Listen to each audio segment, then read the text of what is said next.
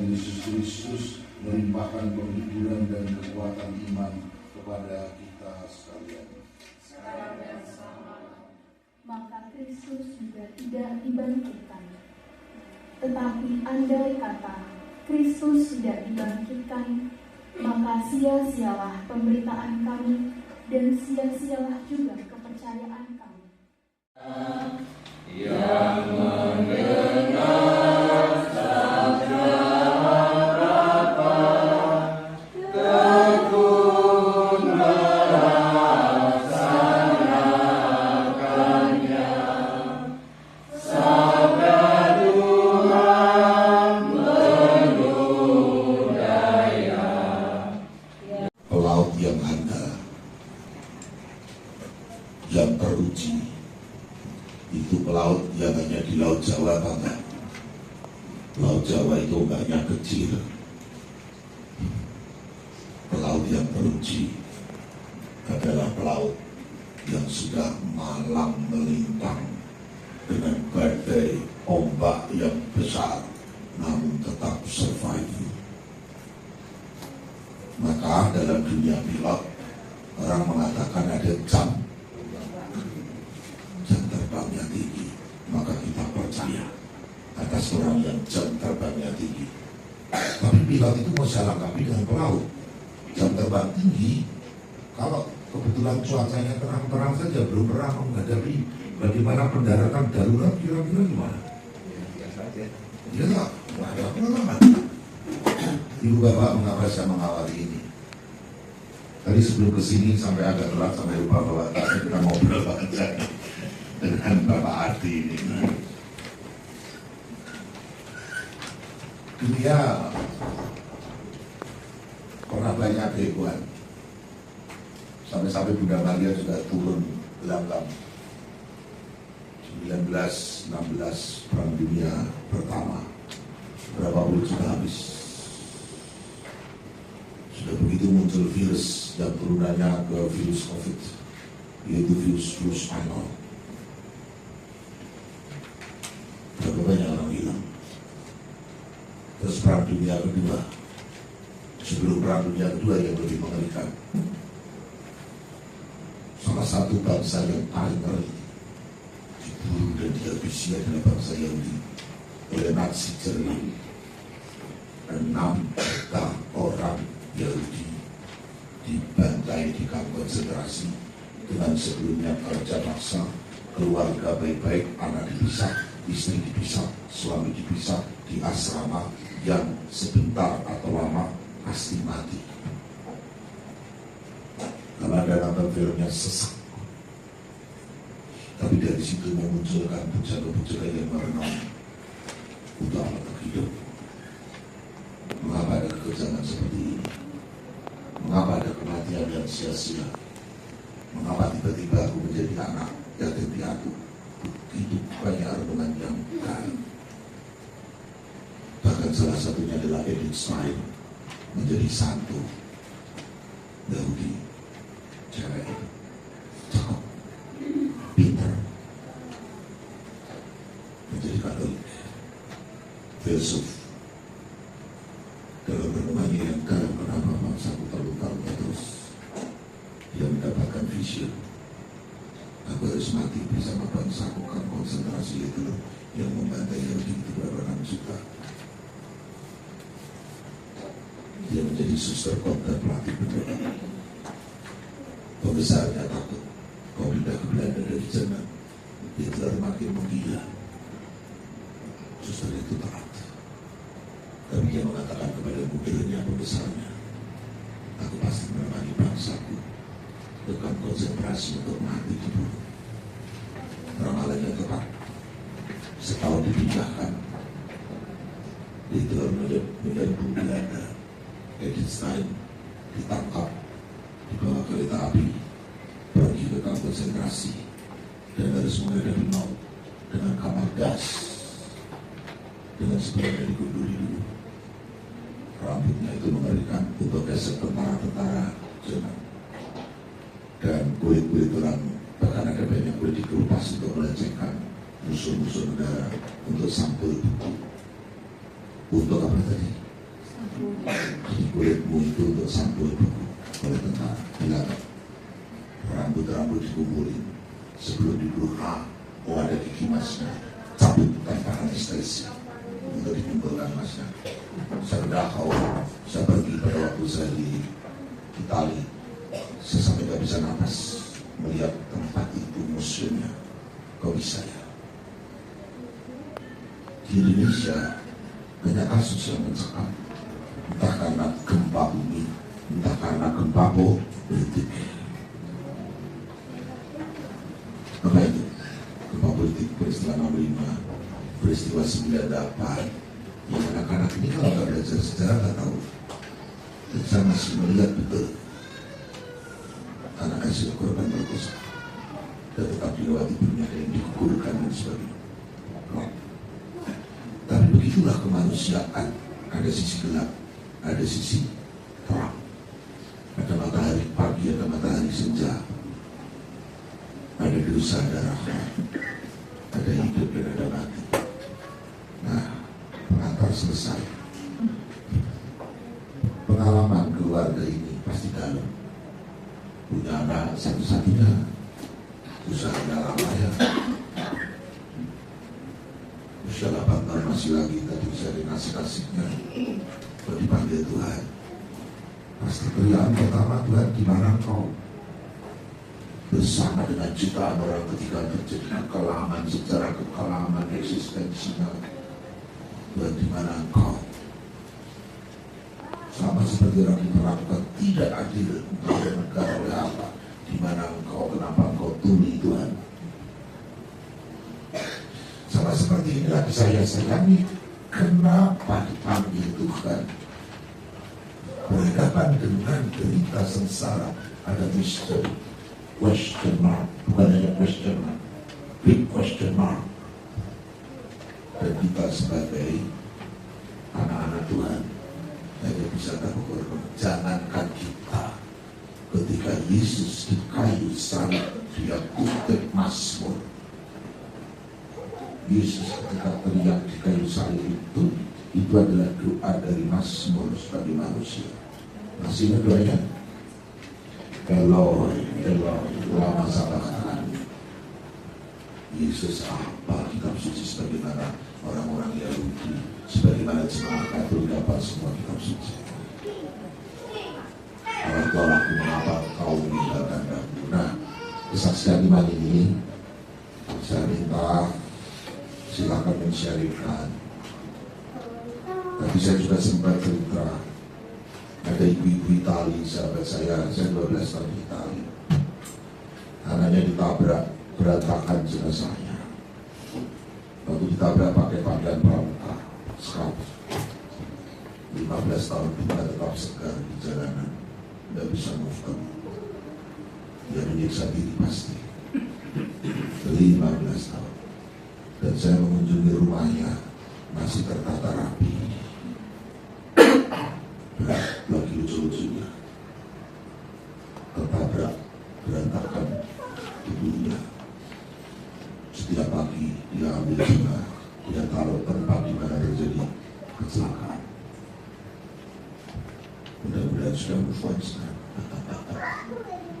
Mau tidak mau harus datang ke psikolog.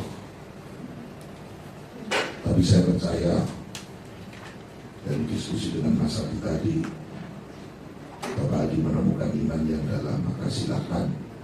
Kalau ada mendengar khotbah Rasulullah itu kan biasa, tapi sharing bukan khotbah. Sharing adalah kesaksian. Nah, silakan berdiri di sini. Nanti bisa disusul dengan sang istri kalau mau sharing. Selamat malam Bapak dan Ibu sekalian. Terima kasih sudah berkenan hadir di peringatan kebangkitan putri kami Anastasia Rindu Hasyanami. Tadi saat sedang asik berdiskusi dengan Romo sampai perlengkapan tertinggal, saya mohon maaf ya yang sebesar-besarnya sehingga harus tertunda. Apa yang membuat kami berdua masih bisa berdiri sampai hari ke-100 ini, lingkaran terdekatnya pasti keluarga. Tapi yang paling dekat dengan kami, yang terutama yang saya pribadi rasakan adalah keluarga-keluarga saya di lingkungan Santa Cecilia ini. Cinta mereka kepada saya sangat luar biasa, kepada kami berdua sangat luar biasa. Saya masih ingat sekali ketika rindu sampai ke rumah ini dan dibaringkan, saya dipegang oleh Mbak Rani dan saya bilang, Tuhan itu kejam, sangat kejam, karena mengambil yang paling berharga dari kami. Kejam sekali, sangat menyakitkan. Lalu penopang saya yang kedua adalah para keluarga di lingkungan Kavling Thomas ini. Di tengah keterpurukan saya, menemani saya untuk menarik tangan saya yang sudah tenggelam agar bisa ke permukaan. Mereka yang sehari-hari menemani saya, berbicara, cerita, kapanpun. Saya bersyukurnya adalah pada saat rindu sudah dimakamkan bersamaan dengan bulan kitab suci, sehingga kami bisa mendapatkan penguatan dari lingkungan. Walaupun waktu itu wajahnya masih kayak seperti mayat ya, yang ada ekspresi sama sekali. Lalu kemudian di bulan Oktober ada Rosario dan Novena, itu sungguh menguatkan bagi iman kami, sehingga saya tidak meninggalkan gereja. Kemudian yang tadinya saya juga nggak suka sama Romo Rohadi, karena khotbahnya kan bulat ya. Romo juga ngaku aja kalau nggak ngomong. Nggak mau bercanda mau. Kalau khotbah bulat sekali. Tapi oleh Bapak Panjaitan diarahkan justru ke Romo Rohadi, konseling dengan Romo Rohadi. Dan beliau mengajarkan kepada kami berdua untuk berdoa jalan salib. Selama proses jalan salib itu ada satu ayat dari Injil Matius yang mengatakan bahwa kalau kamu tidak mau memangku salibmu, maka aku tidak akan mengakuimu. Itu yang menjadi kekuatan iman kami berdua, bahwa salib kami yang kami namakan rindu ini harus kami jalani sampai tugas hidup kami ini selesai, dan dengan berbagi. Jadi tidak hanya memanggul salib, tapi kami juga harus berbagi. Tidak boleh tidak, dengan talenta yang Tuhan berikan bagi kami. Satu sisi saya adalah penghidurnya di Sicilia, tapi sisi lain saya juga sedang berduka. Sebuah kontradiktif sekali bagi hidup saya, tetapi itu mungkin bagian dari tugas kehidupan saya yang harus saya jalani. Saya nggak tahu bagaimana pandangan keluarga-keluarga saya di Sicilia. Pada satu sisi saya bisa bikin rusuh, tapi pada sisi lain juga diam, termenung, menatap, menangis. Dan hari ini adalah hari ke-100 kami berdua menangis.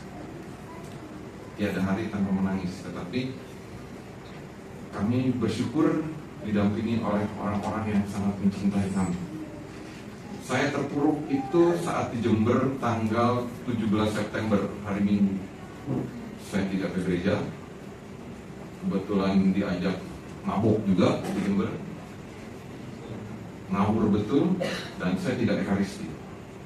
Padahal sebelumnya mulai dari tanggal 4 November sampai tanggal 16 November saya selalu ke Gua Maria di gereja Santo Yosef.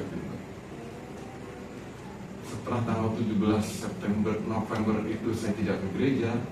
18 November saya kembali ke Gua Maria, dan disitulah di usia saya yang ke-51 tahun saya merasa takut di hadapan Bunda Maria. Secara rohani itu ya yang saya rasakan, saya melihat wajah Bunda Maria tidak tersenyum kepada saya. Matanya marah, bibirnya tersenyum sinis. Hati saya langsung ciut, setakut-takutnya manusia. Itulah pertama kalinya.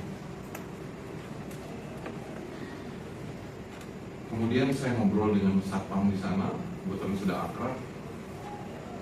Saya ditanya, kenapa Om dosen? Begini Om, saya barusan dimarahi. Di mana sekretariat parokinya? Saya pengakuan dosa. Kenapa? Saya hari Minggu tidak ekaristi.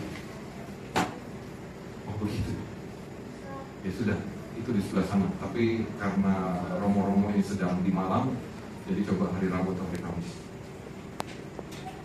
Maria juga dengan perasaan takut sekali. Baru pengakuan dosanya itu waktu kita ziarah di Jogja, di Ganjuran. Setelah ekaristi, saya pengakuan dosa. Lalu kemarin dalam perjalanan kami ziarah ke Surabaya dan Kediri, untuk pertama kalinya juga dalam hidup saya sebagai orang Katolik, berdoa rosario di depan Bunda Maria, saya mencium aroma bunga mawar, walaupun hanya sebentar. Kaget, iya. Mudah-mudahan ini semua menjadi penguat bagi iman kami berdua dengan peristiwa rindu ini, karena semua dibolak-balik oleh rindu. Saya jadi lebih mudah memahami khotbahnya Romo Rohadi. Ternyata benar semua yang disampaikan oleh Romo Rohadi.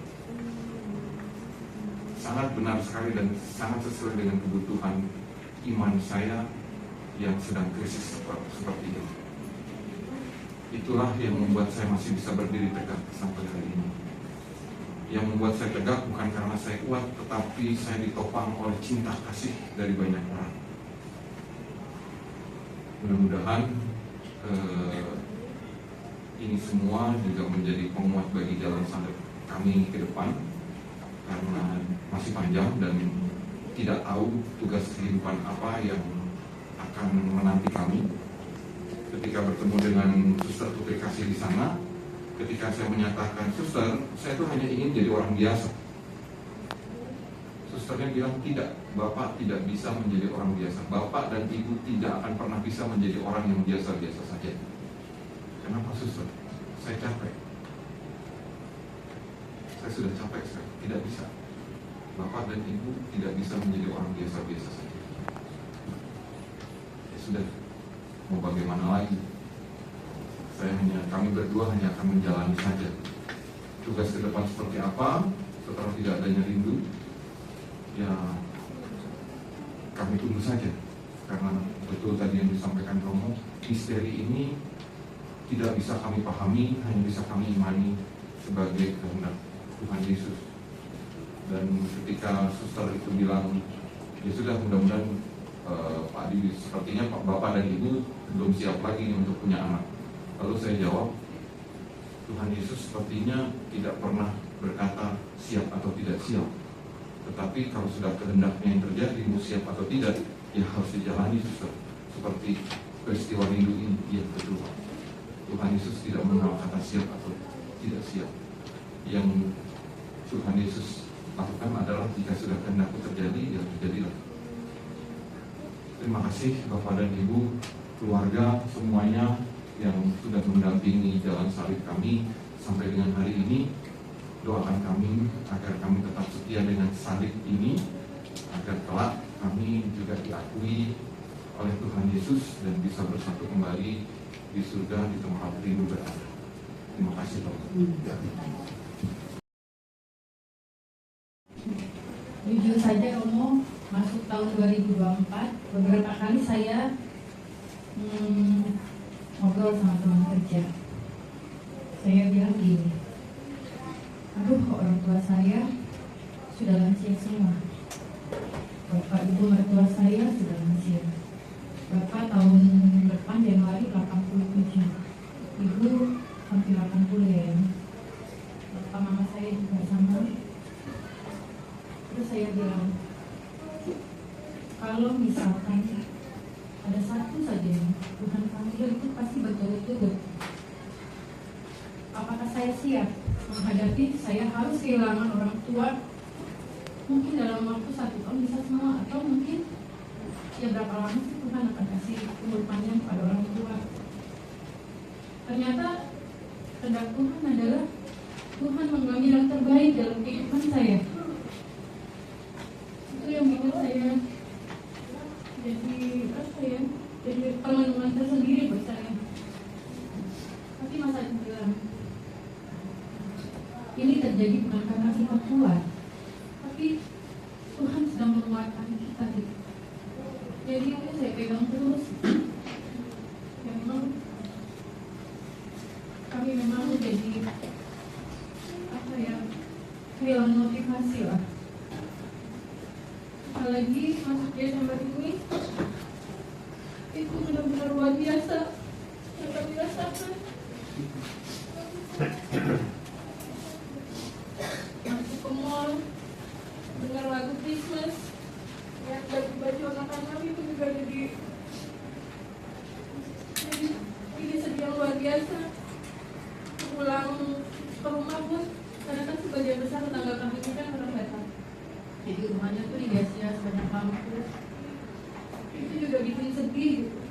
Karena kami nggak ada apa-apa di sini. Bahkan untuk kue kering pun saya sudah tidak beli lagi. Tapi ternyata banyak teman yang baik kirim kue-kue kering. Dan memang pada akhirnya saya merasa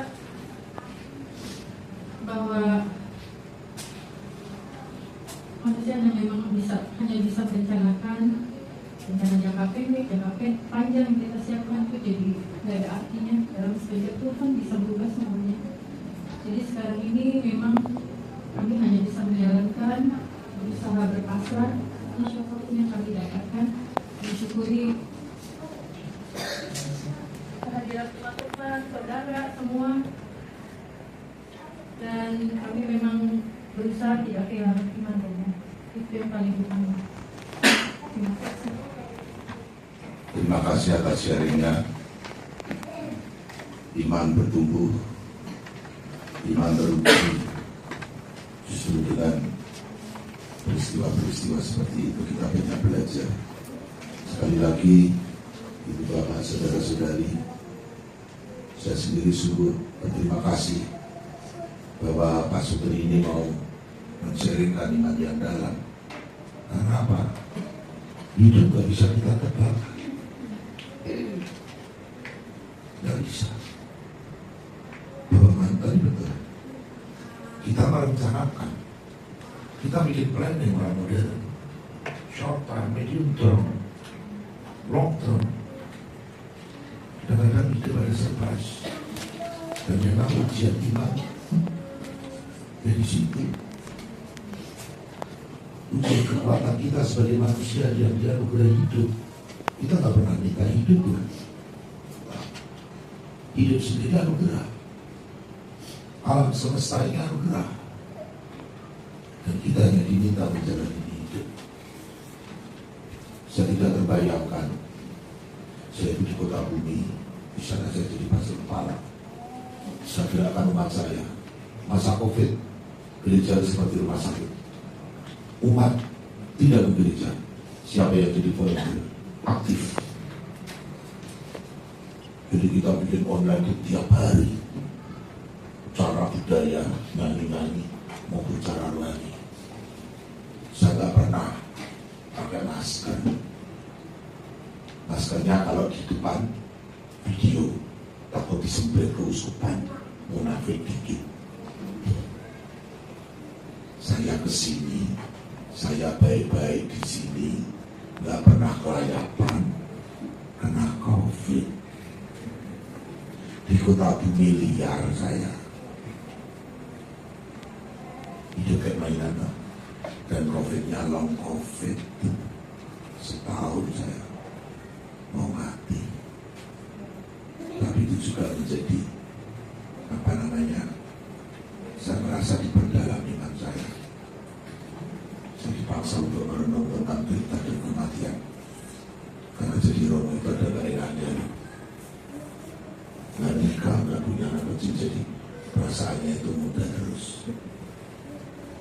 Perasaannya saya terus. Baru sadar ketika derita itu menerpa dan nyaris mati. Sekali lagi terima kasih pengalaman iman. Walaupun mungkin masih abu-abu, berjuanglah terus. Tuhan mengendaki apa dengan ini semua. Terpujilah Tuhan kini dan selamanya. Amin.